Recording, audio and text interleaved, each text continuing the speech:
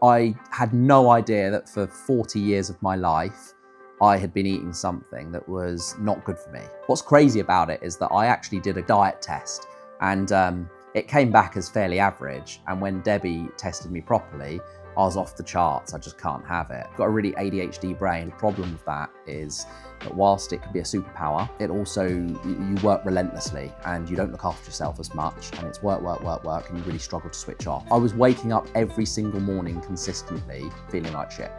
And I think, you know, when you focus on yourself and you go to the gym quite regularly and you're a bit more conscious about what you eat and you're getting good sleep and you're waking up not feeling like you can attack the day.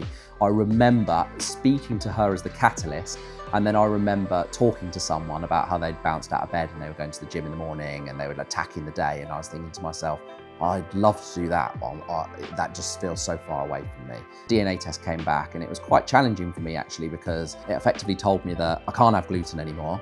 I've got to limit coffee, therefore beer's out the equation. Well, I mean, I live on gluten. Coffee I probably have about 3 or 4 a day, and then beer is my vice. Now if I eat gluten, I notice the difference. It's night and day. And what that means is I was so used to living in that state that I just thought that was life. And now that I've been able to step out of it and feel fitter, more energetic, I suddenly take gluten, or I'll have some gluten, and you know, that next day I know about it. I have got up early in the mornings before, but it's always been a struggle. There are multiple times in a week now where I'm waking up before my alarm goes off and just getting up out of bed. That is absolutely alien to me. I went through a period of losing weight without even really working out. I was in a really busy period of work for 3 or 4 weeks.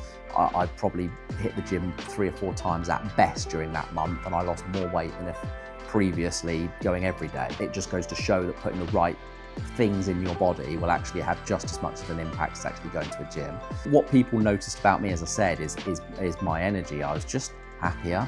I'm renowned for walking into the office in a bad mood until about 10 o'clock, and I'm 2 coffees deep and finally I kick in. That stopped. So I'm walking into the office and annoying people now because I'm actually being more positive and, you know, joking around. So I don't know whether that's a good thing or a bad thing, but they're definitely noticing it. If you are a founder and you're sitting down, say at the end of the year, and you're planning your strategy for the next year, if improving your wellness and nutrition and health and general fitness is not part of that strategy, then you are making a really big mistake. It is so undeniably important for a founder to be in tip-top shape, to be able to operate at a really high level. And you don't know what you don't know. So I would have sworn that coffee and gluten was absolutely fine with me until Debbie turned around with a sheet of paper and said, full marks, no, never again.